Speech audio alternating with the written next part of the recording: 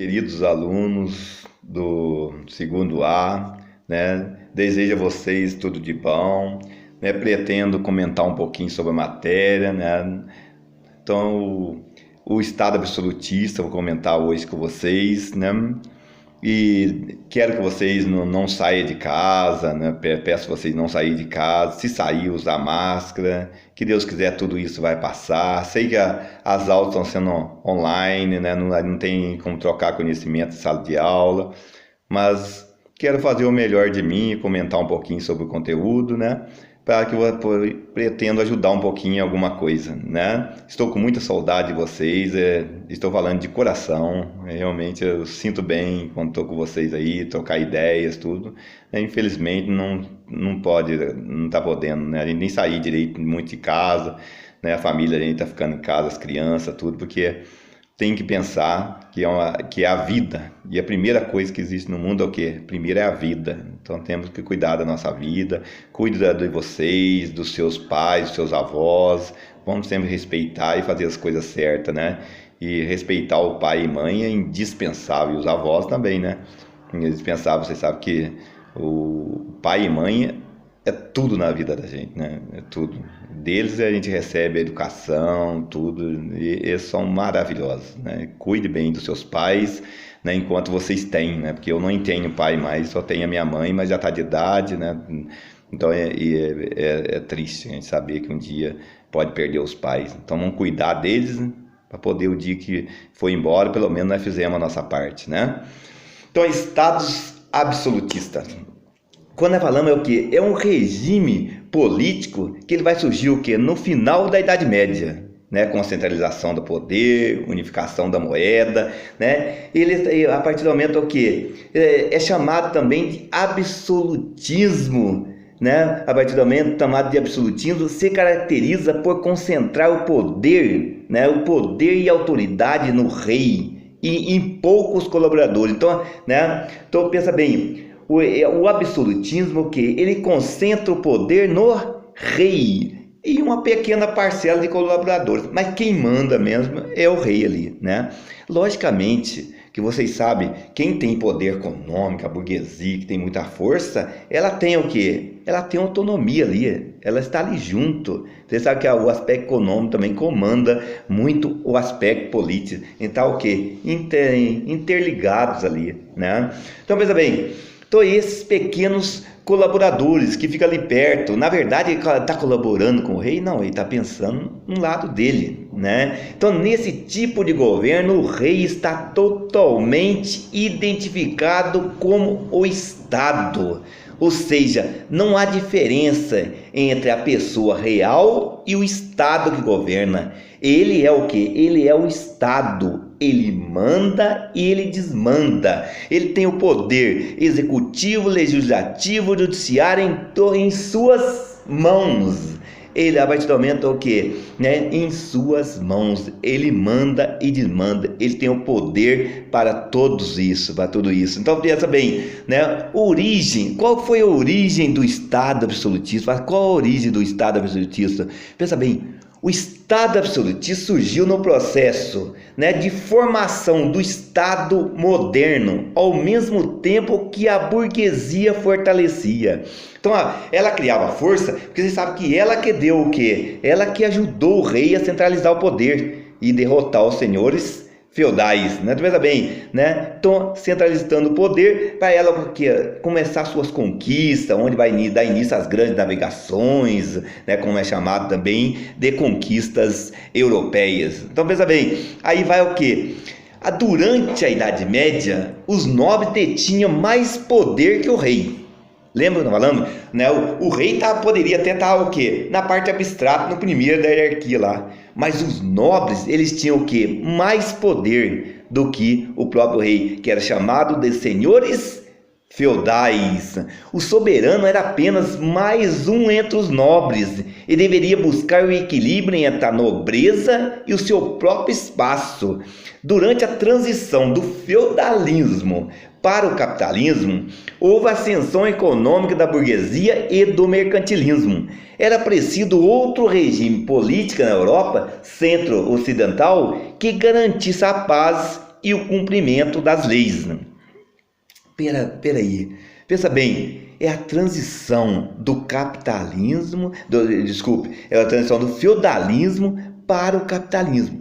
Mas não se esqueça, lá é o que é chamado, na verdade, quando vai falar, ter a Revolução Industrial lá na frente e tudo, ali vai ser chamado o que? Um pré-capitalismo. O capitalismo financeiro mesmo vai ser o que? Na Revolução Industrial. Mas tudo bem, do feudalismo, né, vamos falar, né, para o capitalismo, né? Então acontece, nós sabemos que durante a Idade Média, nós comentamos bastante que ali tinha o que? Era cobrado imposto? Era, mas através de produtos, né? Corveia, talha, né? Banalidade, mão morta, né? E ainda tinha o imposto que era pago para a igreja, não tanto igreja. Então acontece o que? Isso que era, né, os impostos, né? Que era cobrado, mas era cobrado através de produtos, né? Através de produto.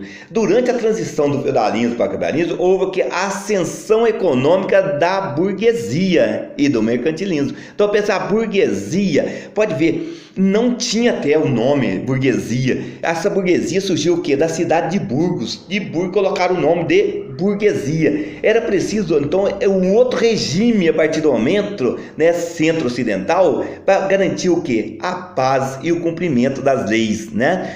Então, por isso surgiu que a necessidade de um governo que centralizasse a administração estatal. Então, centralizar o poder centralizado. E aí poderia o quê? Ter uma moeda unificada também, uma moeda unificada. Então, dessa maneira, o rei era a figura ideal para concentrar o poder político e das armas e garantir o funcionamento dos negócios.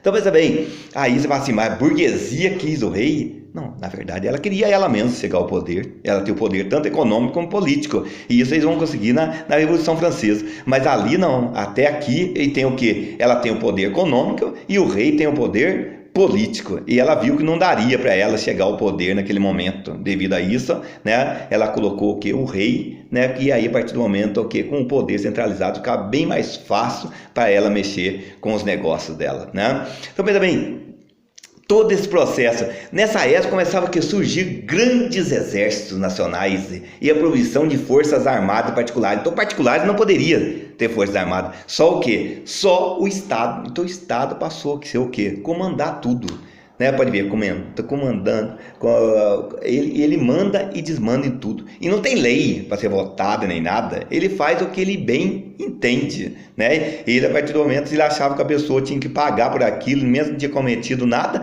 pagava, porque não tinha outro jeito, né? Não tinha como recorrer, não tinha como entrar na justiça, poder judiciário, que era ele mesmo.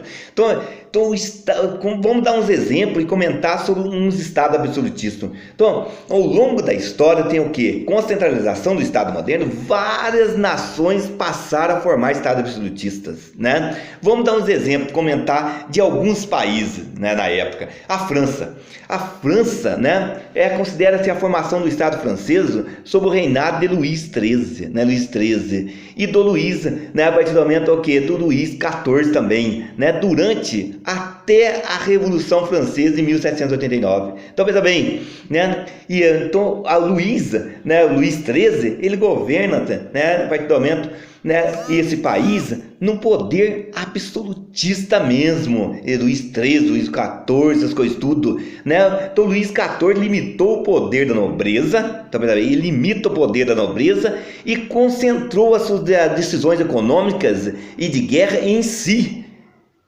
né? E seus colaboradores mais próximos. Então eles tinham o quê? Os colaboradores deles, o colaborador mais próximo. Então ele concentrou o poder nele e colaboradores. Mas a partir do momento, o poder decisório mesmo estava o quê? Nele, na figura o quê? Na figura do rei. Então é por isso que chama monarquia absolutista, né? A monarquia absolutista. Ele manda e desmanda, né? Manda e desmanda, né? Então é um processo, né, bem, né, até concentrou o poder, mudou a Idade Média, né? A Idade Média a pessoa era o quê? Praticamente o escravo da terra, né? Ali passa o quê? O rei, ele não é aquele a partir do momento ficar na terra, vai mudando, vai tendo uma mudança, mexendo com o comércio, tudo, mas tem a figura do rei que também manda e desmanda. Então, quando ele fala da Idade Média é um escravo da terra, a gente quer dizer o quê? Né? Ele é o servo, nem pode chamar as pessoas da Idade Média como escravo, eles eram chamados de servos, né? De servos.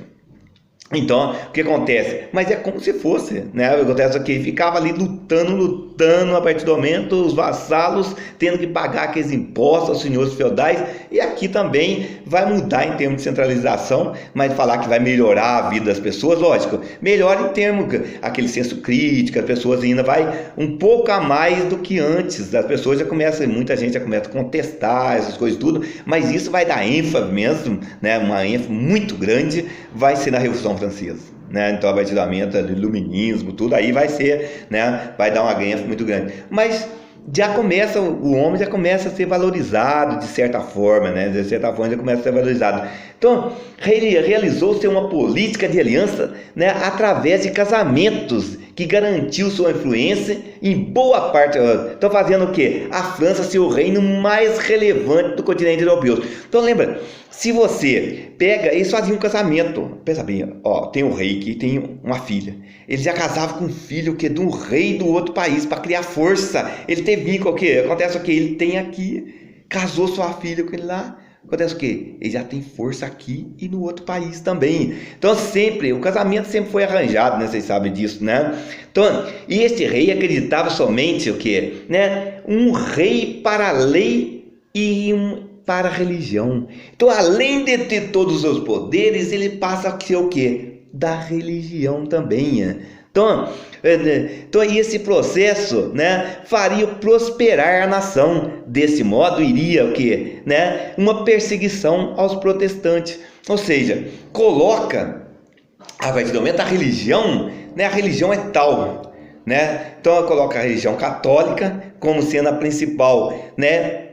Então, isso acaba confundindo, porque as pessoas começam a ter rivalidade religiosa, porque você tem que ser livre. Você quer ser evangélico, você seja evangélico, católico, outra religião, você é livre. Você não pode ser tratado porque é a religião que você tem. Não, a pessoa é a pessoa do mesmo jeito, depende os atos que ela faz, os atos e ações dela. Se ela faz o bem, ela merece receber o bem, né? Então, não tem esse negócio de religião, é bom você seguir uma religião, mas seja qual for sua religião, ela é digna igual a outra, né? Igual a outra, não tem esse negócio que uma religião é melhor do que a outra, porque os seus atos e ações, na minha concepção, o que conta vai ter a religião. Isso é muito bom. Então, bem, a Inglaterra passou ao longo do período de disputa interna devido às guerras religiosas, né? Primeiro entre os católicos e protestantes e mais tarde entre as várias correntes protestantes. Então, veja bem, né? Um longo período de disputas internas devido às guerras religiosas,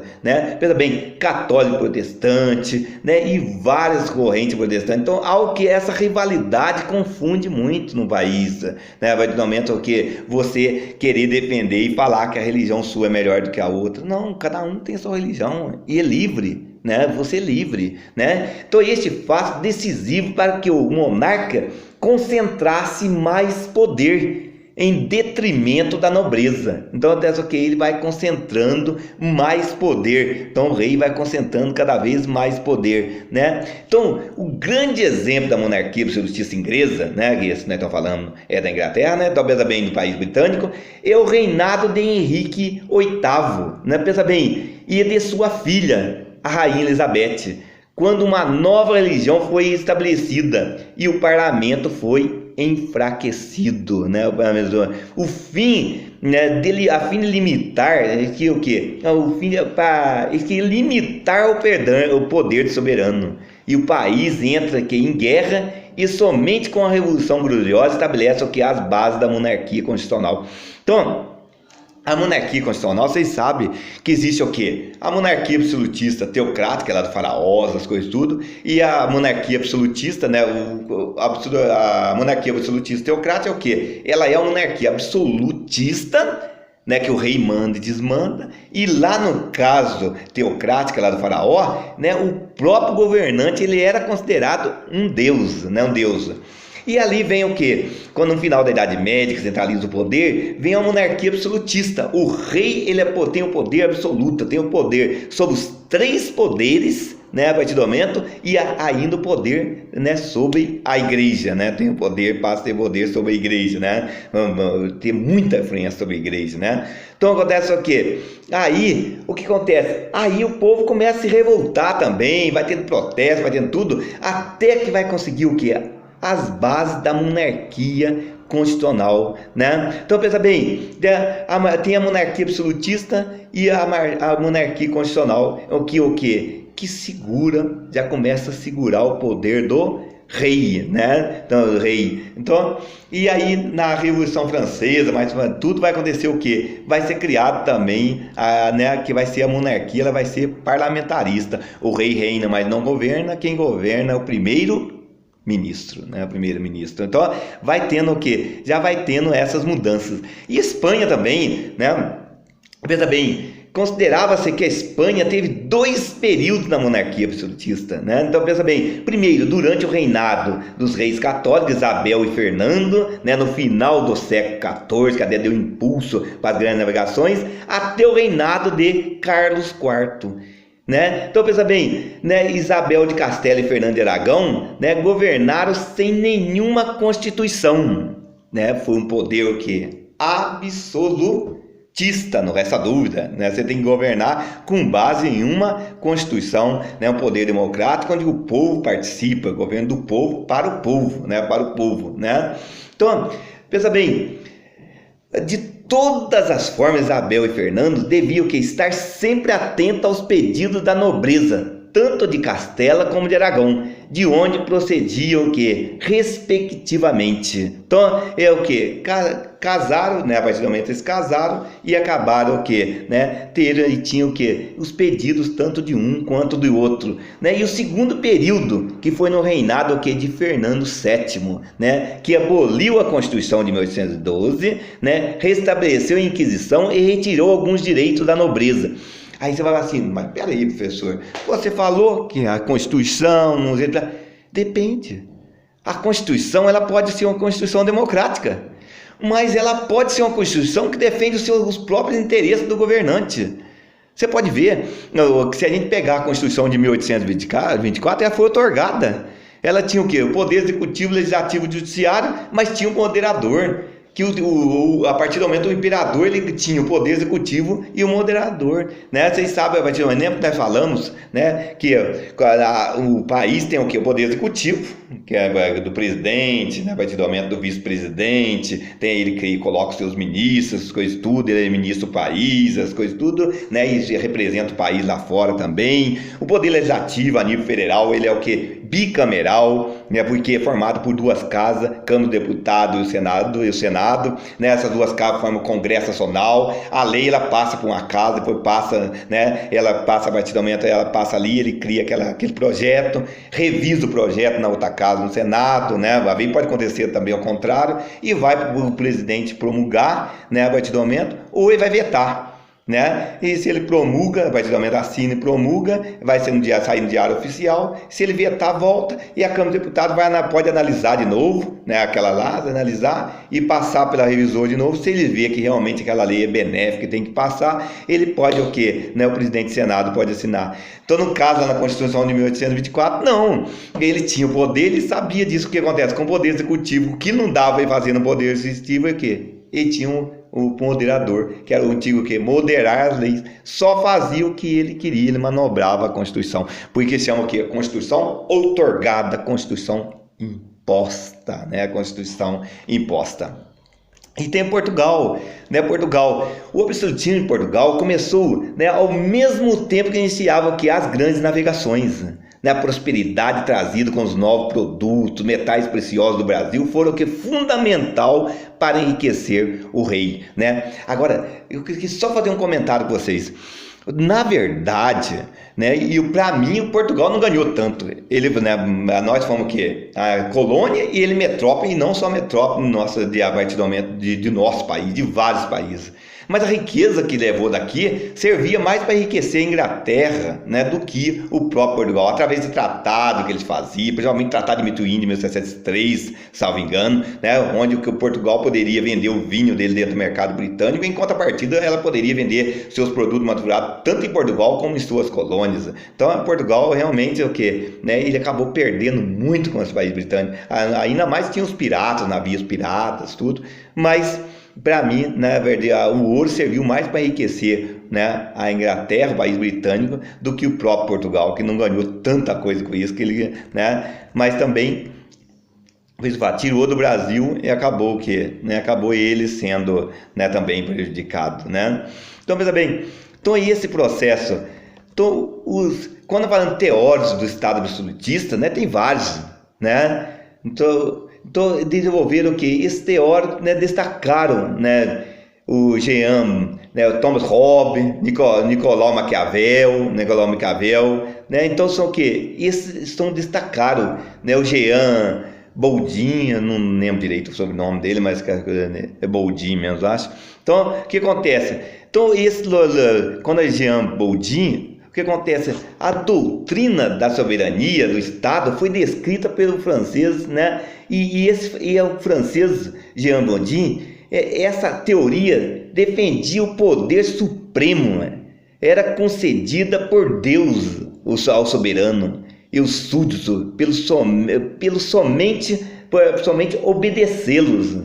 Não, pensa bem, os súditos devem somente obedecê-los, ou seja, as pessoas devem, né, tudo deve obedecer a ele. Não, pensa bem. Então, ele falava que ele era muito extremo. Pensa bem, defendia o poder supremo, e ainda falava que era concedido por Deus, né? E os súditos, ou seja, as pessoas subordinadas, outras pessoas, tudo devia somente obedecê-lo, não questionar o que ele falava, né? Os súditos, a partir do momento que quem estava abaixo obedece e acabou, não importa, ele mandou, acabou, não importa que você acha que é certo ou se acha que é errado, aceita o que ele falou, né? Aceita o que ele falou e obedeça, né? E faça o que eles querem que faça. Então, ele era era radical mesmo, né? Então, por esse pensamento,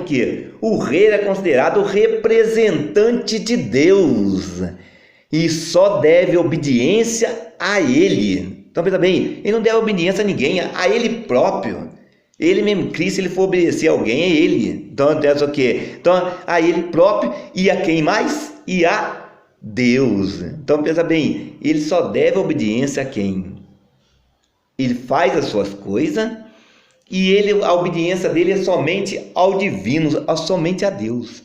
Ele obedece só àquele em cima, só ao Ser Supremo. O resto não.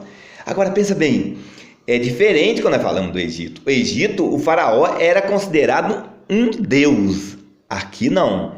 Ele é representante de Deus. E ele deve obediência a quem? A Deus. Então é diferente lá. Então tem acima dele, tem um Deus. Não é igual no Egito, que é politeísta, né, né, e ele era considerado um deus. Não, aqui não. Aqui é representante de Deus. E só deve obediência só a Deus e a mais ninguém. Então a única restrição para o poder do rei seria a sua própria consciência e a religião que deveria pautar suas ações. Então ele pegava na religião e na consciência dele. A consciência da gente. Pensa bem, eu vou chegar em casa, eu vejo o café está lá para todo mundo tomar, e eu não importo com os outros. A partir do momento tem 3 pedaços de bolo, tem 3 pessoas em casa, aí eu como os 3. Aí vai a consciência de cada um. Se é um pedaço para cada um, você não pode comer os 3 que você tem irmão, ou comer os 6 se a sua família é maior, né? No caso, em minha casa são 6, né? 6 pessoas, eu, minha esposa e 4 filhos. Aí eu chego lá, come, um filho vai lá, come tudo e deixa os outros sem. Não, é falta de consciência. Você tem que pensar o quê? Você tem que pensar no próximo. Então é como fala aqui, a consciência dele. Ele acha o quê? Vou fazer isso, aquela pessoa tem que pagar por isso. Tem que ser presa. Vai o quê? Vai da consciência dele.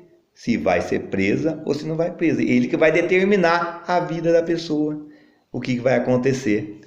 Fora ainda que tem guilhotina, tem tudo isso, né, que é realmente, né, muito triste já ver a pessoa pagar por crime que não cometeu, né, uma pessoa determinar tudo, né.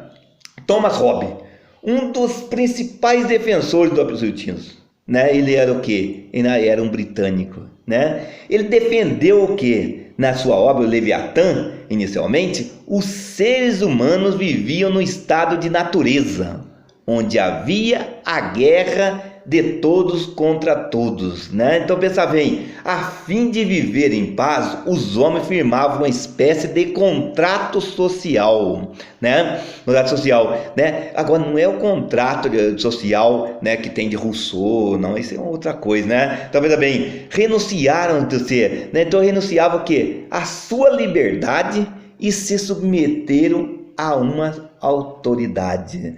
Então submeteria o quê? A autoridade. A autoridade de quem? A autoridade do rei. Então deixava a liberdade, renunciava a sua liberdade. Cada um tem que ter a sua liberdade de expressão, de atos e ações, lógico. Se você fizer a coisa errada, você vai pagar pelos atos e ações que você fez, né? Agora, se você faz as coisas certas, você também vai ser o quê? Premiado por isso. Mas lá não. Você tinha o quê? Renunciava a sua liberdade. E submetia o que? A autoridade do rei. O rei mandava e desmandava. Então, em troca, recebia o quê? A segurança oferecida pelo Estado e a garantia que a prosperidade privada seria respeitada. Vocês sabem que a partir do momento respeitada até certo ponto, porque o Estado mandava em tudo e cobrava cada vez mais impostos, cobrava imposto, tudo. Então não tinha esse negócio, né? Respeitava até certo ponto. E o Maquiavel, né? Nicolau Maquiavel, né? Então, na sua obra O Príncipe, então ele põe o quê? A separação da moral e da política. Segundo Maquiavel, o líder de uma nação deveria usar de todos os meios para manter o poder e governar. Então, não importava, né? Então, o que tinha que manter, utilizar todo meio. Por isso descreve que o monarca pode lançar meios como a violência a fim de assegurar sua permanência no trono. Então, ele é radical. O que importa é estar no trono, mas não importa os meios que vão ser utilizados, né? Então, eu gravei esse resumo, né? Tomara que ajude vocês em alguma coisa, né? Então eu falei só as principais ideias, né? Tudo, né? É praticamente um resumo da matéria, né? Um comentário, como se a gente tivesse na sala de aula, a gente estaria comentando assim, né? Comentando assim também, só que em sala de aula é diferente, né? Vinha pergunta, questionava, um aluno fala uma coisa, né? Aí você atrás que está olhando, está vendo você, tudo bem com você, não vamos prestar atenção aqui no vídeo, né? Eu acho que aí em casa talvez, né, tem muitos que prestam mais atenção porque tem o pai, né, a mãe aí que pega no pé, né? Então, às vezes eu falo para minha esposa, às vezes tem aluno que agora está estudando bem mais, porque antes da vir na sala de aula conversa com um, com outro, as coisas tudo, com tudo que é uma sala que presta bastante atenção, tem um aluno, faz atividade direitinho, não posso negar isso, né? Tudo, pelo menos a maioria, né? Tudo, mas a gente sabe que às vezes está perto dos pais, às vezes os pais puxam um pouquinho a orelha ali e acabam estudando até mais do que quando está presente em sala de aula, né? Tudo. Então, desejo a vocês tudo de bom, né? Logo eu gravo outro vídeo vocês, espero ter ajudado, né? A partir do momento, né? Em alguma coisa. Meus grandes alunos, desejo a vocês tudo de bom, estou com muita saudade mesmo, mas infelizmente temos que ficar longe um pouco para o bem nosso, de nossa família, né? E do nosso país, né? E tudo de bom para vocês. Desejo que vocês sejam muito felizes.